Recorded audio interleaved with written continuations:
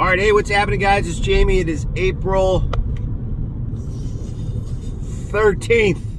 I believe it's April 13th. I'm going to tell you a quick story about what happened yesterday. It's my part 2 of my first time buying gold, silver, and maybe platinum. That's what I titled it. I might only buy gold, but I mean, those seem to be the precious metals to consider if you're going to buy that stuff. So I had an appointment yesterday, and this is straight out of a movie, what I'm going to tell you here. I had an appointment. I went to a place, a local bullion dealer, I guess they call it, bullion, precious metals dealer, broker, I'm not sure what they do. So I've never been there. Had the appointment. I showed up. I got buzzed in. I went to a waiting area. And after this, by the way, I finally got a hold of my friend that deals with precious metals on a higher level scale. And I had this conversation with him, and he got a laugh out of it. But I'm sitting in the waiting area, and I see what's like a smart lock. So I go to the door. I don't know. I got buzzed in. I go to open the door, and of course, you know, it's locked. And I knock on the door. Nobody answers. And there's a little lady of Asian descent sitting there, and she instructed me. She goes, "You got to wait. You know, there's somebody in there." So I guess when someone goes in there, you got to wait your turn. I didn't know that. So I said, "Oh, okay, thank you." I sat with her. She was nice, very nice woman, and it wasn't long before she got let in. Now, when the man opened the door, I wasn't sure what to expect. In my mind, I pictured a guy like Al Pacino in, what was that movie there? The Coach. I forget the name of it, but I'm just not sure what I expected from the precious metal dealer. But he is not what I expected. But from my initial, just the appearance. So they exchanged pleasantries. They knew each other. She immediately went in, and I sat there to wait my turn. Now, my appointment was at 1:15. At this time now, it's getting to be around 1:30, and I have to leave to pick up my daughters.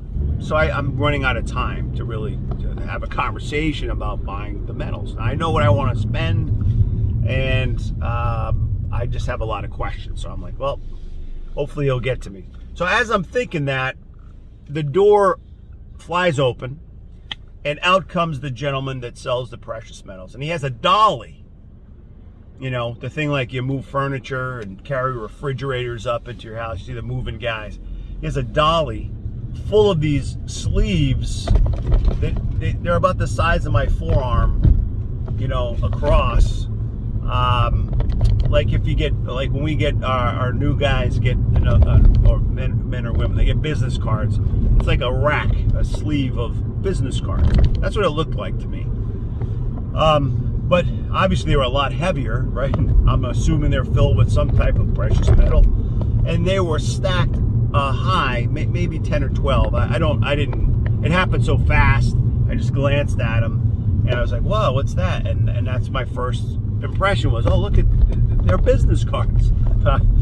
But they were metal. They were metal, and they were probably either coins or maybe, you know, little bricks, little bricks of gold. Now I have a couple pictures I'm going to drop in here of what he allowed me to take some pictures of, and there's actually a video maybe I'll drop in of his presentation of the coins that were my option to purchase. And I couldn't tell you them all. He ran through them fast, and I didn't have a lot of time. But of course, I know what gold eagles are, and there was something called maple leafs, I believe, which is probably Canadian, I guess. But he was explaining to me the process and the availability and the spot, the premium, and all that kind of stuff. So basically, he also showed me, which I didn't record, was when you are checking to see if the silver. I asked about silver first. I didn't even get into platinum. He said, well, the silver, and he put a brick of silver, and he put like and sequentially down to a coin, you know, the silver, and he said, this is how you tell if it's real, and he put like a sort of a magnet thing, and it stuck to it, and he was explaining to me how you tell if silver is silver. Now, I assumed on this guy's level, and it seemed like he was pretty comfortable and reputable from my very brief initial interaction with the gentleman, and thinking, well, this seems to be like he knows what he's doing. He deals with it pretty regularly. So he showed me what was available, and then he quickly moved on to the gold coins, and it told me that if I was to buy gold, anything, if I brought cash, anything over 10 grand cash, they have to report. And there was something he said that I didn't catch, where there was some other coins where you don't. Okay, but let me go back to this lady. So the lady that came out with the gentleman to bring the, I'm assuming, gold, maybe, or precious metals of some kind to the car. It happened fast. I'm talking like a minute, maybe a minute from the time he got out the door, because I held the door for them, and I'm pretty sure he was armed, and he went out to the car. She was driving the car. Then he opened up the back. He lifted those things up, and I didn't offer to help. I didn't want to, get drawn on, but he basically loaded these racks of whatever was in there into the car, and this was quick.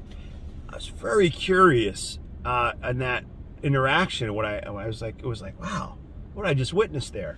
And I don't know how regular that is, or if it has to do with the world economy of everything that's going on, and different countries like Brazil, Russia, China, and India, like all these places buying gold. It just had a lot of thoughts going through my head.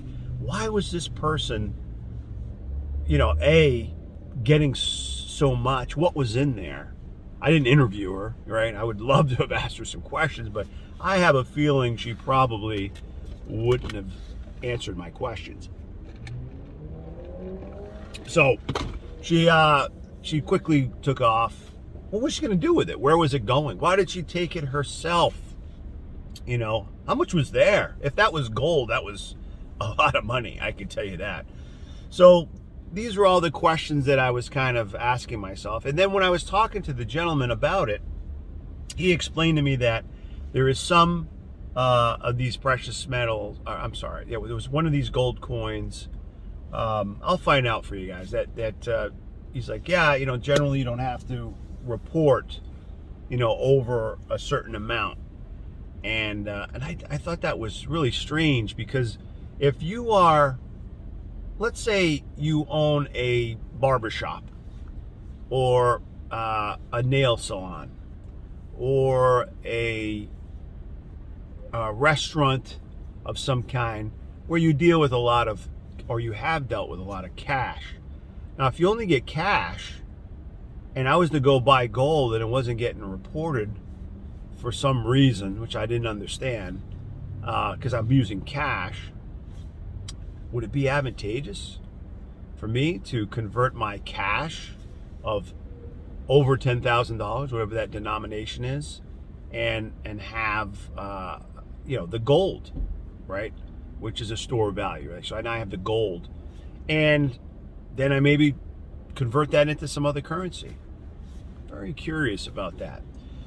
But I was kind of thinking about the person I saw with all this precious metals, and made me, like, again, have a lot of thoughts about that. Very interesting. The other question I had was, if I had over $10,000 worth of precious metals, what do you call it? Storage and custody, custodial, I think they call it. I don't want to keep it myself. Preferably I would, but I'd have to build a vault of some kind where I felt more secure. But putting it at a bank didn't seem advantageous to me either, because I don't trust the banks, and if something else goes wrong with the bank, I'm pretty sure they don't insure safe deposit boxes, as far as I know. And if something happened, who's to say that whatever I have in there, whether they got robbed or went insolvent, would I ever get that content of the safe deposit box? Would it get confiscated? These are other thoughts that I ask myself. And he showed me a private vault that has been around for a while, and they charge an annual fee, kind of like a post office. They're they have armed guards. There's retinal scans. They seem pretty secure. I am going to visit one of these facilities, and just kind of report back on that. But I would probably be maybe interested in that. That has some interest of storing it. And I know you can store out in other countries too. So a lot of questions with storing your wealth, your net worth, or converting over a portion of it. And again, my goal is just to take less than 10%, 5 to 10% of the cash that I have, and in the future, and from this point on, converting into some type of precious metal and convert over. But it was pretty exciting, that whole experience for me as a first time, and just seeing the door open with the dolly come out with the sleeves of gold bricks maybe, and and what I'm probably over dramatizing it, but like you picture like a guy with a firearm, going out there, and then I don't know, it could have been like Heat, like one of those movies where it could have got crazy. But anyway, that's what I noticed the first time. Now that I know the process, when I go buy my first round of precious metals, which would probably, I don't know if there's any value. I might get a little silver. I don't think I'll get any platinum. But of the gold that I get, I'll just show you what I end up with. And I'm not worried about you. Again, this is for my kids and friends and family. And, I'm not going to have enough where I'm concerned about you coming to rob me. Because I'm not going to have it there anyway. So most people that are considering this, they have a lot of questions for me and my friends and family. They're like, did you buy some? How did it go? And I just thought I would kind of post a little video on that first process, or second video about the first step of buying gold. So the other thing, I'll end with, because I don't want to run this too long, is when you are buying anything, right? Like the conversation. One thing, the guy that I've been watching about precious metals, as far as like on social media, the name of his channel is called 2 is 1. I'm pretty sure that's what it is. 2 is 1. It's an anonymous channel. Guy's been investing for a long time. He speaks well. He has some good information. I'll give him a little plug there. I don't know who he is, or I don't have any interaction with him, but he seems to have some good information. There's lots of information out there, but he was talking about the de-dollarization, like his viewpoint, his perspective on the world de-dollarization, which there are a lot of people like trying to draw you in on the fear, right? I've seen that over the past few weeks, in the month. But what he was saying, and with some other people, like the guy from, I think his name is Patrick Bet-David, is that right? From Valuetainment. He had some guests on there. They were talking about, like, that's probably, it is probably going to happen, but it's probably most likely not going to happen overnight. Like they say, it'll probably be over, years, several years, if not decades. But it's inevitable. It's just the process of it. Think of the pound. We were talking about the pound, the British pound, and when they lost their world reserve currency, Britain's still around. They're still doing okay, even though they're not the world reserve currency. So I think that makes the most sense to me of how it would most likely play out for the United States, because again, people want to be here, right? Not because we're there's not other beautiful places to be, but for jobs and all the capitalism and the freedom and the freedoms that you have, and all the different cultures, and there's just a lot of reasons to be here. A lot of people want to come here. So I still believe very strongly in the housing market, like as far as housing and real estate. There's some other information that kind of validates my way of thinking of, if I'm going to take any amount of money, and whether it's a down payment or I'm able to buy a property. If I'm a major institution and I can buy a property, cash, whether it's $100,000 or $100 million, whatever reason, I'm able to take my cash and put it down or buy a property that is a cash flowing asset, meaning like there's people that will rent. It's in a good location. The property is a good standing, and it's something called a build to rent, right? Instead of build to own. I'd never heard that phrase before. I'm pretty basic and simple, but you build a property to rent it, and basically your money is tied up in the property instead of into stocks, in the Bitcoin or gold. You're like, basically my money is here, and these properties generate money that pay for the property, and there's excess of cash flow that you can then turn over into more, hopefully, cash flowing assets of some kind. Again, whether you put it into a Bitcoin or gold and silver or the stock market. I still am going to invest in the stock market to some aspect. I'm still going to trade, okay, and regardless, but I'm a little bit I'm being a little bit more diversified, I guess, and how I spread things out. All right, that's long enough. I'll drop some good stuff in there for you to use. I will talk to you guys next time. See ya.